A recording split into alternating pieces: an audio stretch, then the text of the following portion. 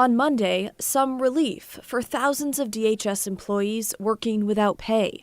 This comes 45 days into the longest partial government shutdown in U.S. history.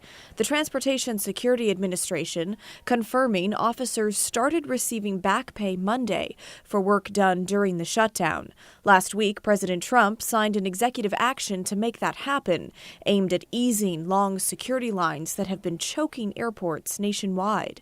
The shutdown hinges on DHS funding, and a partisan divide over ICE policies is preventing an agreement. The partial government shutdown had minimal impact for travelers here at PDX, but it sure left an impression, with travelers still arriving extra early to avoid the potential of long security lines. We're talking about 3 or 4 hours, Yeah, we showed up about 2.5 hours early just to make sure we get through.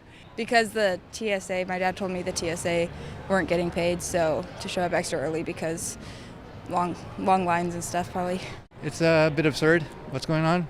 On Monday, Kevin arrived 3 hours early for a 2 o'clock flight from Portland to Maryland. Don't want to have any issues getting through security because I know that there have been long lines. I have friends all over the country that fly for work all the time, and I know a friend in Atlanta was in line for over 4 hours. A week ago, President Trump deployed ICE agents to some airports to help with security. PDX was not one of them. This as TSA callouts increased. Working without pay has forced more than 500 TSA officers to leave their jobs, and thousands more have called out.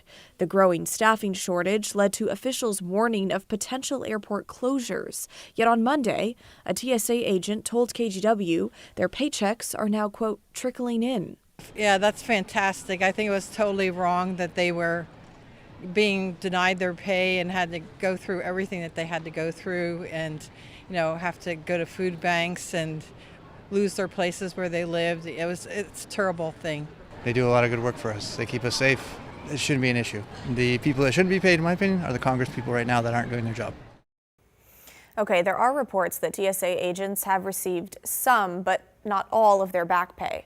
A spokesperson for the union representing TSA workers at PDX tells me that many employees are missing hours on their paychecks. The Associated Press reports any remaining back pay is expected next week.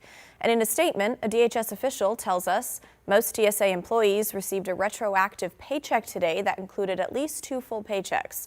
TSA officers are grateful to President Trump and Secretary Mullen for their leadership to put money back into the pockets of TSA employees who worked without pay during the ongoing Democrat DHS shutdown. A small population might see a slight delay due to a variety of reasons, including financial institution processing times or issues with their direct deposit. And it's not just TSA employees affected by this shutdown. The Secret Service and the Federal Emergency Management Agency are feeling the pinch as well. But now we want to hear from you. Maybe you or someone you know is a TSA employee that has been struggling to make ends meet. Or maybe you're a traveler that's been stuck in those long wait lines. Let us know. Email the story at kgw.com or call and leave us a voicemail, 503-226-5090.